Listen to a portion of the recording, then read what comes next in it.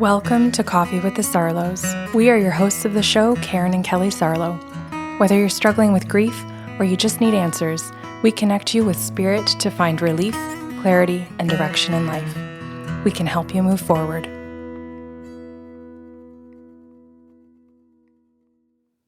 Good morning. Hi. I have a story today about a couple. His name is Dave. Her name is Jean. For anybody listening, those are not the clients' names. We never, ever use our clients' names. We always make stuff up. So I've made up Dave and Jean. Dave is the person who's passed over. Jean is the client. And we go through the consent process and she tells me she wants medium. She says her husband's passed and she's hoping that I'm going to be able to connect to him in some way. I'm explaining to her in the consent process that I need some validations to give to her and messages. And she's going to get a combination of both. And she goes, okay, good. So I started with some of the validations. And one of the things that Dave said is she's going through the house, the garage. He said all the buildings on the property. Apparently there were other Dwellings of sorts, and that she's cleaning out and decluttering everything. And I said, okay, good. Like, that's going to just be a validation? He goes, no, there's going to be a lot of messages about it. But the messages are pertaining to that. And she just wants to make sure that you've got me. And if you say this and you describe what she's actually doing every day, then I'm hoping it's going to sink in that I'm with her every day, that I see this. And he said, but chances are she's not going to put it all together. That's why I've picked this message. So I think, okay, I can do that. I can walk through that with Jane. So I said to her, hey, I said, your husband is saying that you're going through several buildings right now. And she goes, huh? And I said, on your property, you have several buildings. It's not just a house. There are different buildings. And she goes, oh, yeah, there are several. And I said, but you're going through them. And she goes, could you explain what he means by going through them? Like I'm walking through them? And I said, no. I said, you're decluttering them, like you're going through them. You're looking at everything in them. And she goes, I am. I said, okay. He's bringing this up because he's trying to say that he sees what you're doing every day. And she goes, oh, what? And you can see her struggling to try and put that together. How? And I said, well, because when you cross over, you're still here on earth, like you're still around. And she goes, oh, that's not what I was taught. I was taught that when a person dies, they go like to heaven. And if they're bad, they go to hell. And she says, I just figured he was in one of those two places. And yet you're here. Yeah. And I said, I said, when you cross over your energy and your energy isn't stuck in one place. And she goes, oh, and you can see her like trying to wrap her head around that. She goes, do you think that you could go on and explain more about what he's saying about the buildings? And I said, yes, I can do that. So it's like giving them time to think and process it, right? So I said to her, okay, he's showing going into every single one of the buildings on the property. And she goes, yeah, I am in every single one of them. And I said, you're decluttering it. And she goes, yes. And I said, you're taking out everything in it, trying to literally empty it and then decide what's going back in it. And she goes, yes. And I said, you're not like some people declutter and they go in and they just take out a drawer. They go through the drawer and that's it. I said, you took everything out of some of the buildings. Like you literally emptied it, cleaned it out, washed it. You know what I'm saying? That I felt that so satisfactorily in my bones. Yeah. I think I made that word up. So I said, you literally are emptying some of these buildings. And I said, but you're not emptying the house. I said, you're doing the other kind of cleaning in the house where you're doing a drawer, you're doing a room. And she goes, yes. And I said, you didn't empty the house. But there are other buildings that you've actually totally, completely emptied and had to refix. So wait, no, it's important because some of them she's had to like fix walls, like where she's actually had structural issues like to do in the buildings, or she has to make the decision to take them down. So, and some of the other buildings are just a decluttering, cleaning, putting back. And she goes, yes. She goes, that's true. Can he see what's happening there? And I said, yeah, you actually have to have people come in to assess the structure of a building to decide if it can stay, be cleaned, or it really does have to be taken down. And she goes, yes, that's exactly what's happened. So she's happy to hear that he knows exactly what she's doing. And I said, I'm going to use the word stuck doing. And she goes, mm-hmm. And I said, stuck meaning that this is stuff that should have been done over decades. And that's why some of it is in such disrepair. And she goes, yep. And I said, and he's saying that you've tried to go through this process over all of those decades many times. And she goes, mm-hmm. Yeah. And I said, you keep telling people that you're happy and that you're glad to be doing it and that you're trying to be appreciative that you've got the help and you're thanking people and you're trying to stay in a mindset where you're trying to be appreciative. And she goes, mm-hmm, that's very true. She goes, what does he have to say about that? And I asked him, yeah, he says, I'm the one that created all of the clutter, all of the problems. He said she pointed out that there were structural issues, that there was a plumbing, that there were mice in one building, that there was she pointed out so many of the issues. And I would just put out a mousetrap. I didn't want to actually deal with anything. If there was a problem with the plumbing in one, well, then I would just use the bathroom in a different one. And he goes, so I was just constantly in avoidance of dealing with any problem. And as a result, every single building had different problems. And I would just use different buildings for different things. And he said she brought up so often that I had avoidant issues, that I procrastinated. He said she's used all the words. She was totally right about all of my issues. She asked me to get help. She called companies to come in. And if I was home that day or I came home early, I would send them home. I would tell them it was my place, that I owned it, not her, in spite of the fact that we both work full time. He said we both contribute to the finances. He said, and the people would listen to me because I'm the guy and I'm the dude and I'm bigger than her. So I would just tell them to go home and the workers would leave. And I'm like, oh my God. So I said to her, this is what he's saying. This is how you were treated. And this is what he's saying the professionals did and how they treated you. And she said, yes, that's absolutely correct about all of it. So then what? I can just feel the question in my chest being like, did she leave him? No, she did not. She did not leave him. He continues to talk and say how he treated her, but how it also influenced how other people treated her, to the point where if she would ask a friend to come and help her declutter something and clean it out, or to fix something, if they had a little bit of an ability to do a little of this or a little of that, they might come and he would send them home. So it ended up meaning that nobody ever wanted to help her. So she became more and more isolated, having to live in the state that he wanted to live in, with no consideration for her and what her needs were. And so her needs got smaller and smaller. And it went from, that she had a couple of the buildings to find refuge in, to eventually over the decades, no buildings. And then eventually, even in their own home, it went from that she had like the laundry room and the bedroom. So what do you mean when you say her needs got smaller and smaller? Pardon me, that's not the right way to word that. No. Thank you. It's not her needs got smaller. It's the space she was able to control about the state of its cleanliness or organization. So it got down to, this is my office.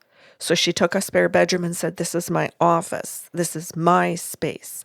But even that, he would go in and have a coffee with her and then clutter her space, or just leave garbage Like, just do anything, or just take off his shirt and just leave it on the couch.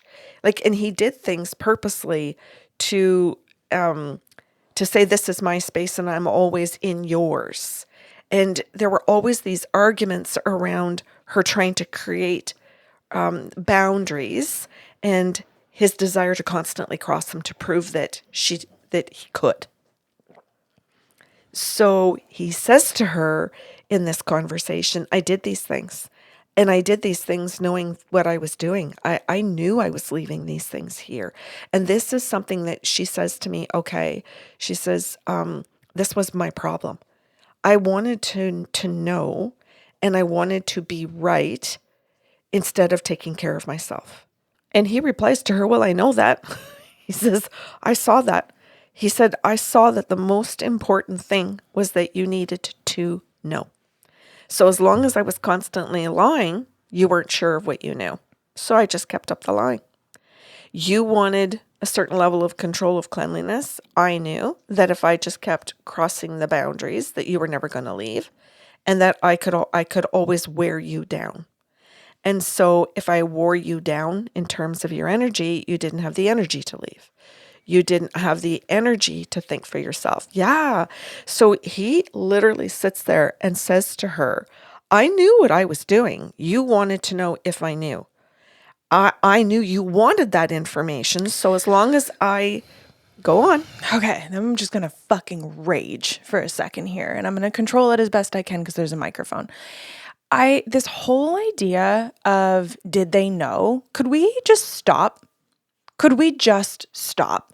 Because if they know, you're like, oh, well, if they know, I'll leave. How about if they don't know? Fucking leave. Because if they are that committed to a lack of awareness, if they are at that point where they think they're old enough to be married, old enough to give their offspring to someone, and they aren't willing to look at themselves and their patterns, who cares if they know or they don't know? Both are excellent reasons to get the fuck out of there. Yeah. Done. Okay. For now. Okay. So he talks to her about this need to know and how it blocks her and keeps her stuck, and that everybody around her were trying to help her get to that place. But as they saw her stuckness and not wanting to listen, even if they could educate her, even if they said, here's a book, here's a podcast, here's a YouTube show on it, here's like they gave her resources. They did all the things. She even went to therapy. She even got told in therapy and still stayed in that stuck mindset that of something I need. And the therapist even, this is what he says to her, the therapist even pointed out to her what you said. And she still stayed because she felt that she couldn't go until she did everything she could. Why? Why are we being so fucking responsible? And this is coming from an Enneagram 1, okay? Like, that's saying something. Why is there such a need to be so over-responsible, to do everything we possibly can? Why not just, like, give it a shot, and if it doesn't work, move on? Well, yes, fair. It's good. You're making great points. And then I'm going to just constantly go back to what Dave is telling Jean. I'm going to say something really rude because I'm just going to be the cathartic output for all the listeners here. I'm really glad that you chose a white man's name for this podcast. I'm really glad because you've been working really hard to do different beautiful ethnic names. I'm so glad that you chose a white man's name today.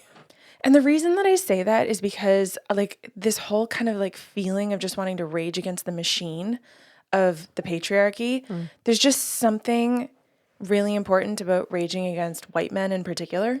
Anyway, I will let you and Dave continue. Yeah, he's a certain type of white man, for sure. So Dave says to her, I knew what I was doing. I knew what it was causing in you. There were plenty of opportunities for you to see I knew what I was doing. How about that one? Dave says to her, there were plenty of times, plenty of opportunities where he pointed out exactly what he was doing. And he took responsibility. He flat out said he was dicking around. He acknowledged what he was doing. And she stood there in those moments and he said, I just watched her because I watched to see, is it going to be any different? Is she actually going to take an action? Is she actually going to say or do something any different? Or is she that stuck in her own patterns that I can say exactly what's going on? I could narrate it and it's not going to change anything. She's not going anywhere. And he said, truthfully, she did not change. She stayed in her own avoidance, and he said she would just go blank, or she would repeat herself, or she would walk away. And I said, okay, so then I offer those things to Jean, and I tell her that, and she looks stone cold at me. She just looks at me like, and I thought, oh, that must be the exact same look that you gave him that he's talking about. Mm-hmm. And I said, oh, Jean, I said, the look that you're giving me right now, and she just changes really quickly, right?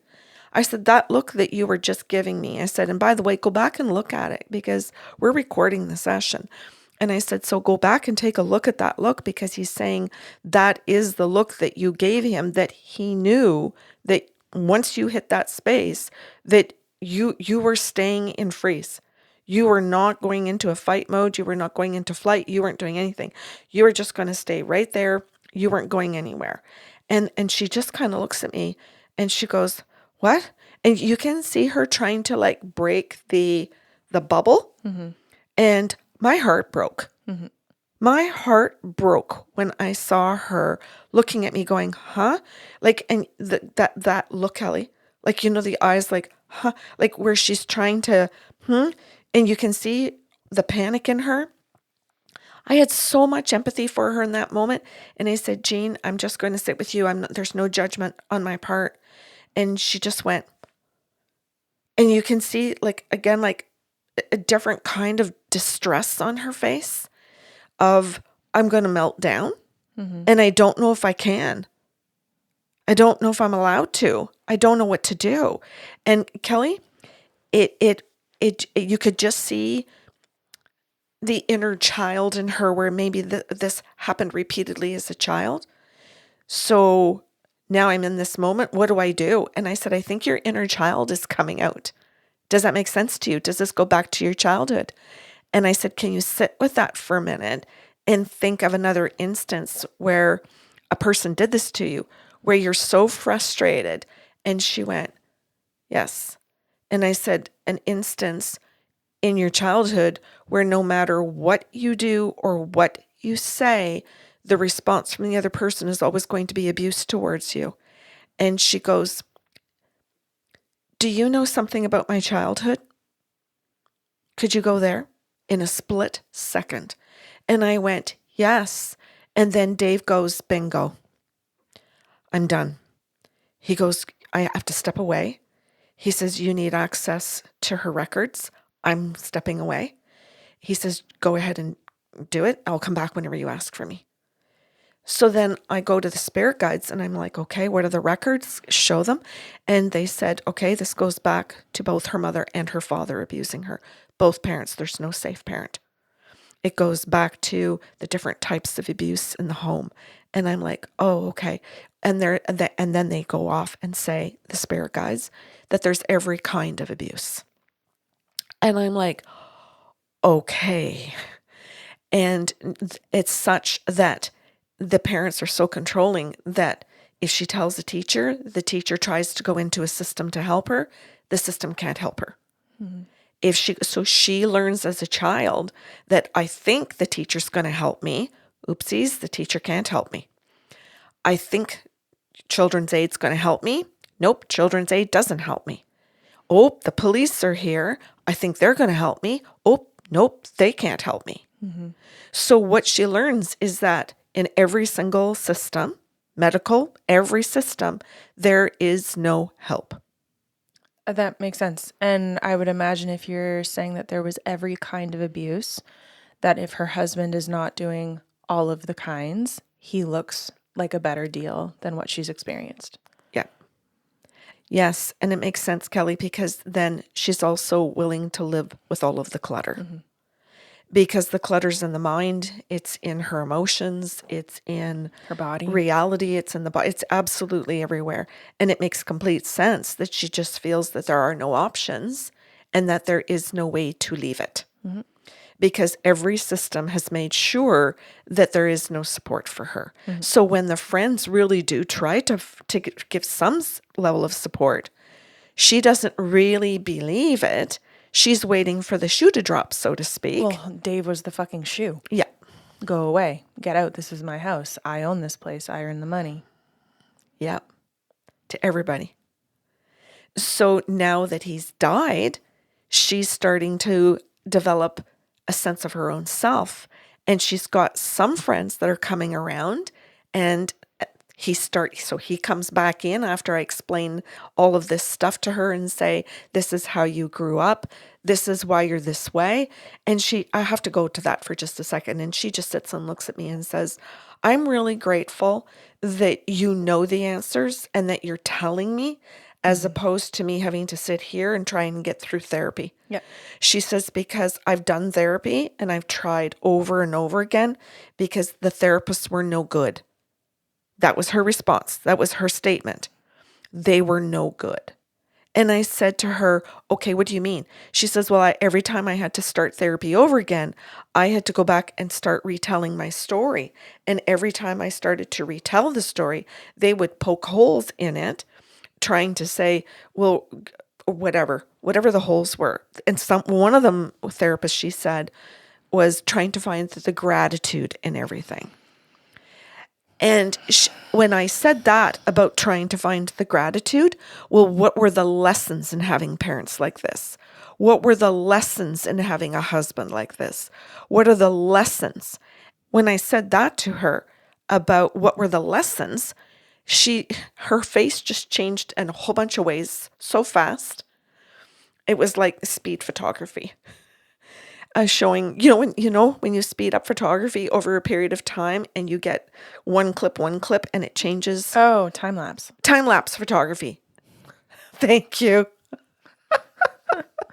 Time lapse photography. But it was like so many emotions so quickly. And I said that to her as well, that the spirit guides were making comments that she couldn't sit in an emotion long enough to process it.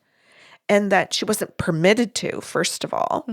And now that he's dead and she's on her own, she's starting to be able to sit in her emotions and be able to just stay still. And I said, so you literally freeze. And she goes, oh my God, Karen. She goes, I do. I call it freezing. She said, because I literally will freeze what I'm doing and I will just hold my body in that one position and let everything go through me. And she says, the feeling I'm feeling. And sometimes I even have to put things down so that I can feel it like through my hands. And she says, I am doing stuff like that. And Dave came in to say that she has some friends that are encouraging her to feel everything in her body, to go back and to reconnect to it. And that they've been telling her to breathe repeatedly, to breathe. That's her job, is just to breathe. So when I say this about the friends, when I say this about the breathing, she goes, okay. She says, I understand what my husband is doing. He's saying that he's seeing me in all of these buildings breathing. And I said, yes. And she goes, that's what I'm doing. I'm trying to be in each of the buildings and decluttering and cleaning and making it mine, painting it, restructuring it, doing whatever I want. But often I don't know what it is that I actually want. So she says, when I don't know what I want, that's when I find I'm freezing. When I actually am being asked, who am I? When I'm actually being asked, what do I want? What color do I want? Do I want a wood wall, a tile wall, a dry wall? Do I want it? Yeah. Because sometimes this example I'll use, we walk into a building and we're like, okay, what do I want to do with this? But one of the other options is, do I even want the building? Right. Do I even want to keep the building? Do I want to knock it down? Yeah. Right? Sometimes we think, oh, I have to work with what I have, instead of thinking, no, I don't. That's good. That's good. So she's in the process of asking herself different questions And Dave says it's good because she has professionals now asking her things like that, so that she has to stop. And now she's sending the professionals away saying, oh, I don't know, you'll have to come back. So she's in her own little process of deciding, oh shit, maybe I don't want to redo the plumbing and I don't want to do this and this. Maybe I want to take this building down. Maybe I don't want it on this property. Maybe I want to light it on fire and process my emotions by a flame. Okay, so Dave is encouraging her, saying how much he stole from her, what was left of her, when there was so very little left of her from her parents and from the conditioning of society. And that it was like there was a plunk. A plunk is the tiniest in quantum physics. It's the smallest part of the cell. Okay. Just meaning that when we come down to the smallest part of who we are, that's what it's called. Like an atom. A Planck is smaller than an atom. Okay. So it's this tiniest of parts of who we are in a molecular form. And the analogy is she's just starting as that basic form of life. Beautiful. Yeah. Not that she was torn down by any means. And by the way, just for a disclaimer, I'm not encouraging arson. I'm what she has the opportunity to do, having unfortunately been stripped down to this most basic kind of place, is to begin again, is a rebirth. That's right. That's right. And in like what he's trying to do in the session is to acknowledge what he participated in and how he chose her because he knew how her parents had raised her, and that he selected her for that reason, and that it wasn't love, and that he was there that day to apologize to her, to say you weren't loved. And that one of the reasons that you constantly stayed was that you were trying to figure out in the moments of gratitude that she was actually being loved. And he said none of that was love. All of that was control. And she's learning that now slowly on her own. She's learning it. So he was there to acknowledge what he did, to tell her the truth of everything because he hadn't, to be able to say to her, I'm here, and you might not be ready to hear all of it, but you're recording it. So it could be in 10 years, it could be in 30 years. You might be ready to go back and to play this recording, to say, today is the day that I can listen to this. And that I don't just listen with my ears, but I actually listen with all of the cells, all of the plunks, all of the body, where my body is willing and ready to absorb that information. I'm strong enough to now, or I'm in a place to. So he was offering all of that to her. And she sat and said, that's why I booked the appointment. She said, I feel that there's a part of me that's ready to, because I feel like I am. And I have done some work in all of this. I wasn't expecting him to show me all of the buildings and all of the decluttering I'm doing. And I said, well, it's significant. He's saying that that the process of the decluttering means that you actually are being asked to ask yourself different questions. That you're being asked to know who you are. Gray paint, blue paint, brown, green, earth colors, cold colors, warm this. Do you like reds? Do you like... And she goes, yeah. And he said that there can be joy in some of these decisions. And sometimes you feel angry and overwhelmed with some of the decisions. And she said, oh my God, yes. And he acknowledged that it was messy, and that sometimes she couldn't pull all the feelings apart, and that it was okay for them to be messy. And she said, that's interesting. She said, my therapists, many of them, have tried to explain that to me. I've never understood it. She said, I am now just starting to figure out that some of these therapists that I thought were terrible that I quit were actually people that told me really good things. When I go back and read the journals, they actually told me things. They actually gave me exercises that I'm now ready to do. She said, I wasn't ready to do them back when I was married. He was alive.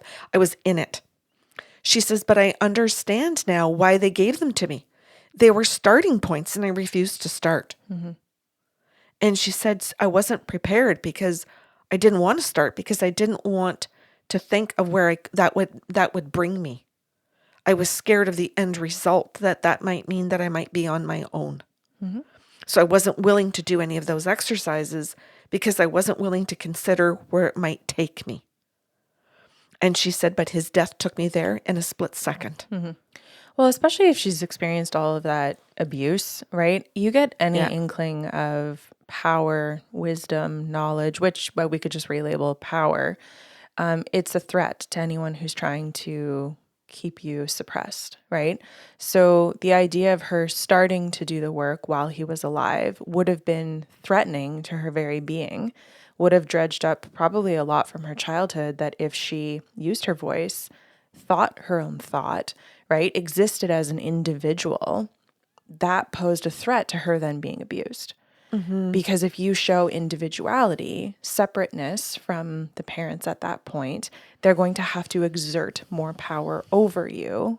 And that's where abuse is, right? Yeah. So to exercise that in the marriage would have just triggered all of those old fears, conscious or subconscious. Exactly. So the work is in front of you, the invitation's in front of you, and you're like, I know what's going to happen if I do that. Mm-hmm. Even though I'm here because I want to, there's a bigger part of me that's saying, that doesn't feel safe. Mm-hmm. That's, you did a good job of explaining that to people. Thank you. Mm-hmm. He ends the session by fully apologizing, by fully just saying in the last statement to her, his own shit, like just his stuff, to be able to say, I'm trying to take it and kind of like pull it back. Take it, it's my stuff. Just like you're trying to take the stuff that I cluttered with, all of the things where you're picking them up and putting them in boxes and people are coming in their trucks and taking things away. I'm trying to do the very same thing to say that those were my issues and that they don't have to be yours going forward in life. And then the last thing he said to her was, and you're doing such a good job of what you're going through and the processes now, that a future partner won't be me. A future partner won't be your parents. And she just looked at me and she went, okay, I really needed to hear that, because there's part of me that would like partnership, but part of me is like totally terrified that I would get my parents and my husband again. I don't want any of my past in my future. Mm-hmm. And she said, it's part of the reason why I'm so fastidious about going through everything that I have and getting rid of all of it. She says, I would rather get rid of too much and then have to go out and buy something and start over because it's mine, than to keep something. And that was the other thing she said as we were just chatting at the end of the session together. She said, God, sometimes I go through one building, I empty it all out and I think I'm done. I go into another one. I go back to put something in there or to go get something, and I see the furniture and I go, oh my God, I can see him sitting on that. Why would I keep that? And the next thing I know, all that's going. Mm-hmm. And she says, I'm noticing that more and more is going in each building, where now I'm walking in and it's like, I don't want to see a sign of my old life in it. Again, burn it, girl. Okay, there's so much that I wanted to comment on. Love the idea of going through the material things and making that decision, like having a decision process of what do I want to keep, what do I want to change. That's beautiful. I want to go back to the future partner stuff, because that there's some meat in there, in the sense that, yeah, you can go through the material things, but if you are not like consciously working on shifting your own self-esteem, you will attract and you will seek out, okay, two different things here, a partner of equal or lesser self-esteem than yourself, which is why we repeat unhealthy relationships, right? We get into these patterns. So it's really important that she's working on that self-esteem, which is part of what is going to happen as a result of going through material things, right? Building that sense of self, so that when she does seek out a partner, she's not interested in the type that wants to control her anymore, because she's not interested in being kept small. Mm-hmm. I also wanted to mention, I've said this before about apologies, but I'm probably going to say it a million times over. Whether the person is alive or dead, When they give you a genuine apology, meaning that they have gone through the actual process of feeling that remorse, expressing their understanding of what they did and the impact, apologizing, using the words, I am sorry, and showing you, not just telling you, but showing you how they're going to do better, that doesn't mean that you have to be over your feelings. And I think this is where a lot of people get very apprehensive about apologies. They know they want them, they know they need them.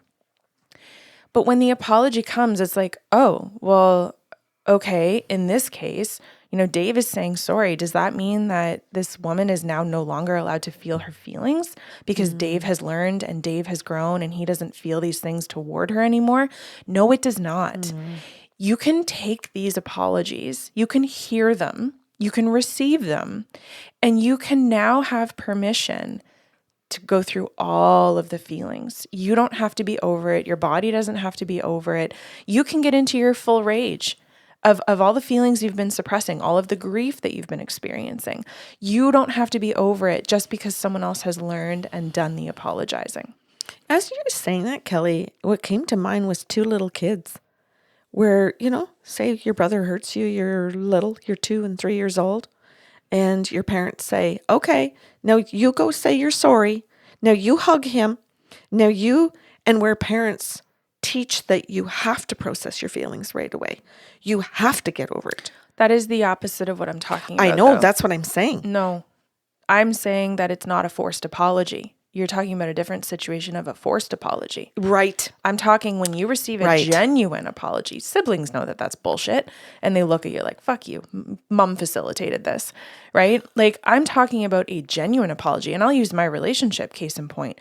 Kat has said genuinely, I am sorry for what I said there or what I didn't say or how I didn't show up. This is, not what I intended. And here's how I'm going to do better. There's beautiful communication and connection involved. And I will say to her, thank you. I hear it. I appreciate it. And it's still in my body. I'm receiving everything that you're offering. And I know that you and I are going to be okay. I'm not over this situation yet. Right? So we can hold two things at the same time. That genuine apology doesn't mean you've got to rush your process. And you know what, Kelly? It's good for both people. Yes. You're saying this for both people in the relationship. You're giving that example of where you're at and where Kat's at. Yes. And it will flip eventually at some point that it will be Kat saying, I'm still holding it in my body. And you're the one offering the apology. Yes. You want it to be able to go both ways so that both people understand I've given the apology and you deserve to still feel it in your body till you're done. And I'm okay waiting till you get there. Because what that communicates is you are safe to feel angry in this relationship. Yeah. Your anger doesn't make me stop loving you because that's what most of us learned as kids. Your big emotions threaten my ability to love you. My love is conditional. Yeah. Right? You can be all of you now, and I'm going to love you through that. Right. At the end of the session, Jean says to me, I'm going back to therapy. And I said, okay, good. Do you mean like that you're already in it or you're going back as a result like of this conversation? And she goes, I'm going back as a result of this conversation. She says, it's come to my attention by listening to all of this that I can't keep expecting just my friends to be the people that give me the tools and that go through this. I have to go to a therapist to make sure that someone else is giving me some of the tools and that I get to show up in my friendships where I know a new tool. It can't be on all of my friends to teach them to me. And she said, that is something I'm learning through this process today, that I'm in a better place than I thought I was. She said that I'm actually really doing better than I've ever done in my life. And she says, I also want to go to therapy to be told how well I'm doing. She said, I need to hear the validations that I'm doing okay. Good for her. This is a big show. I appreciate it. You're welcome. Thank you for listening to Coffee with the Sarlos. If you enjoyed the show today, please be sure to subscribe on your podcast platform and leave a review. New shows will air every other Saturday.